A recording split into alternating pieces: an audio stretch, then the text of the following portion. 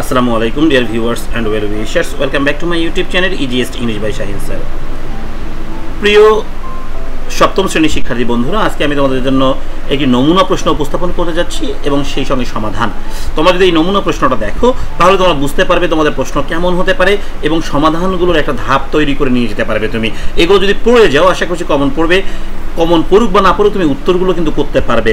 ওকে, কারণ এই প্রশ্নটি আমি তৈরি করেছি বিগত বছরের কোশ্চেনের আলোকে। প্রিয় শিক্ষার্থী, চলো কথা না বেরিয়ে চলে যাই মূল পর্বে। তবে মূল পর্বে যাওয়ার আগে তোমরা যারা এখন পর্যন্ত আমার চ্যানেলকে সাবস্ক্রাইব করে নিই ঝটপট সাবস্ক্রাইব করে ফেলো, সেই সঙ্গে এই ভিডিওটি শেয়ার করে দাও।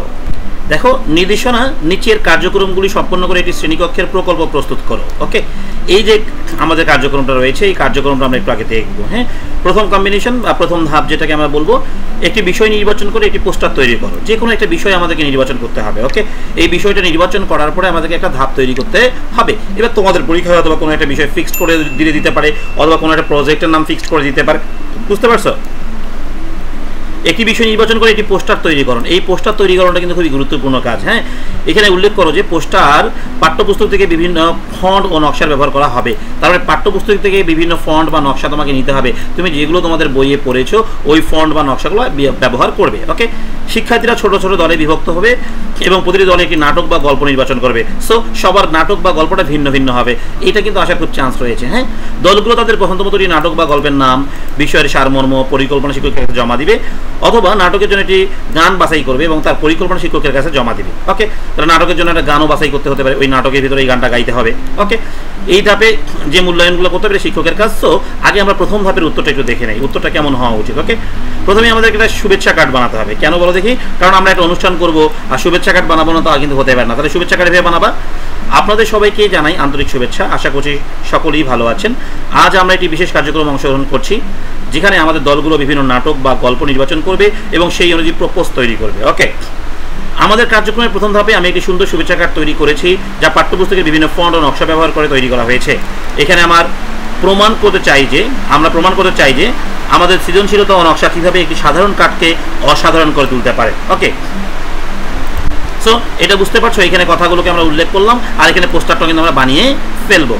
দেখো শিক্ষার্থীরা পোস্টার তৈরি করতে পেরেছি কিনা, পোস্টারের সৃজনশীলতা ব্যবহার করতে পেরেছি কিনা, এগুলোর উপর মার্কিং রয়েছে, তোমাদের মার্ক করবে শিক্ষক মহোদয়। এবার দ্বিতীয় ধাপে আমাদের কী করতে হবে? দেখো, পরিকল্পনা অনুযায়ী শিক্ষার্থীরা প্রয়োজনীয় আনুষঙ্গিক সামগ্রী প্রপোজ তৈরি করবে। প্রপোজ তৈরি করে শিক্ষকের কাছে জমা দিবে। শিক্ষক প্রপোজগুলো মূল্যায়ন করে নেবেন এবং আগামী কার্যক্রমের জন্য সংরক্ষণ করবেন, মানে পরবর্তী কার্যক্রম, তাই না? আচ্ছা দেখো, এখানে এসে তোমাদের কী করতে হবে? শিক্ষার্থীরা বইয়ের গন্ধে ছন্দগান শিরোনামে একটি অনুষ্ঠান আয়োজন করবে। এই অনুষ্ঠানটা, এই শিরোনামটা তোমাদের শিক্ষক মহোদয় দিয়ে দিতে পারেন বা প্রশ্নেই থাকবে। ওকে, এখানে অন্য কোনো কিছু আসতে পারে। অনুষ্ঠান আয়োজনের জন্য একটি শ্রেণীকক্ষ সজ্জিত করতে হবে। বন্ধু খাতা, মানপত্র, ফলক, বিজয়ীদের পোস্টার প্রদর্শনের ব্যবস্থা করবে। ওকে, এইগুলো কাজ করতে হবে। করার পরে তোমাদেরকে কী করতে হবে বলতে কি, নির্দেশনা অনুযায়ী তাহলে আমাদেরকে কী বানাতে হবে বলতে কি, গান করতে হবে, নাটক করতে হবে। এই নাটকগুলো আমাদেরকে লিখতে হবে। ওকে, সো আমি এখন নাটক লেখা শেখাবো, তোমরা কীভাবে নাটক লিখবে। হ্যাঁ, একটা গল্পর সারমর্ম দিয়ে দিলাম, যেটা আমরা নাটক লিখবো বা গল্প লিখবো তারই সারমর্ম এটা। ওকে, তোমরা যেমন লিখবে তেমনটা হবে, তবে আমি একটা নাটক দিচ্ছি, এই নাটকটা তোমরা ইউজ করতে পারবে। ওকে, দুরন্ত নাটকের নাম দিয়েছি, গ্রাম্য পরিবেশে নাটকটা হবে। হ্যাঁ, অঙ্ক হবে গ্রাম্য পরিবেশ। পটভূমি হবে কি, গ্রামে একটি ছোট্ট মাটির ঘর, সামনে একটি বড় পুকুর, পুকুর পাড়ে একটি বিশাল বটগাছ, গ্রামের মানুষজন তাদের দৈনন্দিন কাজে ব্যস্ত। ওকে, চরিত্রকে কে? রমেশ, গ্রামের মোড়ল, তোমাদের কাউকে রমেশ বানাই দিবা বা অন্য কোনো নাম দিবা। শিউলি রমেশের মেয়ে, মুকুল গ্রামের একজন কৃষক, লতা মুকুলের স্ত্রী। তোমার চরিত্রগুলো কিন্তু এইভাবে প্রকাশ করবে। ওকে, চরিত্র লেখার নিয়ম কিন্তু এরকম, এগুলোর মাধ্যমে তোমরা বুঝতে পারবে। হ্যাঁ, বকুল গ্রামের কিশোর, গ্রামের অন্যান্য মানুষজন, মানে যারা কোনো সিনারি পাবে না, দৃশ্য পাবে না, তাদেরকে তোমরা অন্য মানুষজন বানাই দিবে। ওকে, দৃশ্য 1 দেখো কি বলছে, পর্দা ওঠার সাথে সাথে রমেশ ও শিউলির তাদের ঘরের সামনে বসে আছে, মুকুল ও লতা মাঠে কাজ করছে, বকুল পুকুর পাড়ে মাছ ধরছে। সো এটা তোমরা কোনোভাবে না কোনোভাবে একটু আয়োজন করে নিবে যে তারা বসে আছে, হ্যাঁ, বা পুকুর পাড়ে মাছ ধরতে একটা বড়শির কোনো ব্যবস্থা করে লাঠি টাঠি নিয়ে, তাই না? রমেশ শিউলির দিকে তাকিয়ে বলবে, শিউলি তুমি আজ স্কুলে যাবে না? শিউলি বলছে মাথা নিচু করে, না বাবা, আজ একটু শরীর খারাপ লাগছে। রমেশ হচ্ছে কে? শিউলির বাবা, তাই না? রমেশ উদ্বিগ্ন হয়ে, তুই তাড়াতাড়ি সুস্থ হয়ে যা মা, তোর পড়াশোনা খুব জরুরি। হ্যাঁ, দৃশ্য 2 দেখো, দৃশ্য 2টা এমন হবে, মুকুল ও লতা মাঠে কাজ করছে, মুকুল একদিকে লাঙ্গল দিয়ে জমি চাষ করছে, লতা বীজ বপন করছে। হ্যাঁ, তাহলে এখানে তোমাদের একটা লাঙ্গল বা বীজ বপন করার কোনো একটা অভিনয় তোমাকে করতে হবে। লতার দিকে তাকিয়ে দেখো, লতা, আজকের কাজটা শেষ করে আমরা মোড়লের সাথে দেখা করব, আমাদের গ্রামের সমস্যাগুলো নিয়ে কথা বলবো। ওকে, তাহলে মুকুল লতার দিকে তাকিয়ে এই কথাগুলো বললো। লতা হাসি মেখে বললো হ্যাঁ আমরা সবাই মিলে মোড়লকে জানাবো আমাদের সমস্যাগুলো। দৃশ্য 3 মানে 3 নম্বর দৃশ্য হবে, দেখো বকুল পুকুর পাড়ে বসে আছে, হঠাৎ গ্রামের কিছু মানুষ এসে তাকে ঘিরে ধরে। হ্যাঁ, উত্তেজিত স্বরে, বকুল তুই জানিস না এখানে মাছ ধরা নিষেধ? বকুল বলছে অবাক হয়ে, কেন? আমি তো গ্রামের সকলেরই মতো মাছ ধরছি। মানুষজন বাকরুদ্ধ, এটা আমাদের গ্রামের নিয়ম। হ্যাঁ, তুই নিয়ম মানবি না? বকুল নম্রভাবে, আমি দুঃখিত, আমি আর কখনো এখানে মাছ ধরবো না। দৃশ্য 4 দেখো, গ্রামের মোড়ল রমেশ, মুকুল, লতা, অন্যান্য মানুষজন একত্রিত হয়, সবাই মিলে একত্রিত হবে বিভিন্ন ব্রেঞ্চে, তোমরা চেয়ারে বসতে পারো এরকম করে। গম্ভীর স্বরে রমেশ বলবে, আমাদের গ্রামে অনেক সমস্যা আছে, আমাদের একত্রিত হয়ে সেগুলো সমাধান করতে হবে। তোমরা যে কোনো নাটক কিন্তু এভাবে বানাতে পারবে, তাই না? মুকুল সহমত প্রকাশ করছে, হ্যাঁ মোড়ল, আমাদের গ্রামে সবার জন্য সুপেয় পানির ব্যবস্থা নেই, জমি চাষের জন্য সেচের ব্যবস্থা নেই, আমাদের শিশুদের জন্য ভালো স্কুল নেই। লতা দুঃখের সাথে বলছে, আমাদের নারীরা যথাযথ চিকিৎসা সেবা পাচ্ছে না। রমেশ দৃঢ়ভাবে, আমরা সবাই মিলে একত্রিত হয়ে এই সমস্যাগুলো সমাধান করব, আমাদের গ্রামের উন্নতি করতে হবে।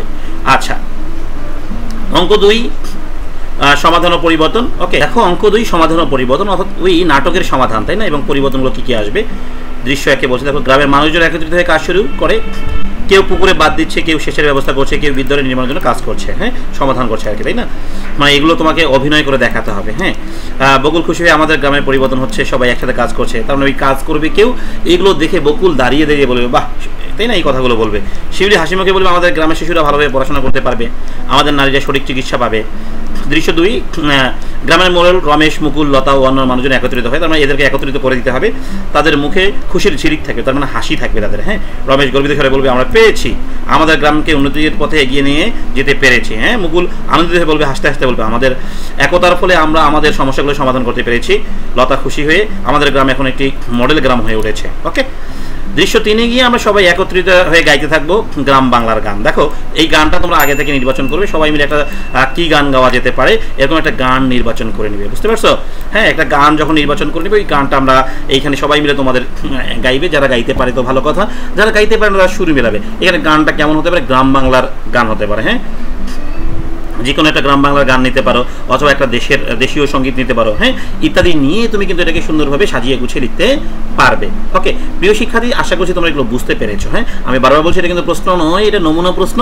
তবে তোমরা এখান থেকে যেটা শিখতে পারলে কি নাটক কীভাবে বানাতে হবে, তোমরা এখান থেকে শিখতে পারছ হলো তুমি কীভাবে হচ্ছে একটি মানপত্র বা আবেদনপত্র বা দাওয়াত কার্ড বানাতে হবে, কীভাবে ফন্টগুলো ব্যবহার করতে হবে, এগুলো জানতে পেরেছো, তাই না? এগুলোর ব্যবহার তোমার জানার কারণে তুমি এগুলো প্রয়োগ করবে এবং একটা ভালো ফলাফল করবে ইনশাআল্লাহ। নাটকে শেষ হবে, নাটকের জন্য একটা গান নির্বাচন করতে পারো।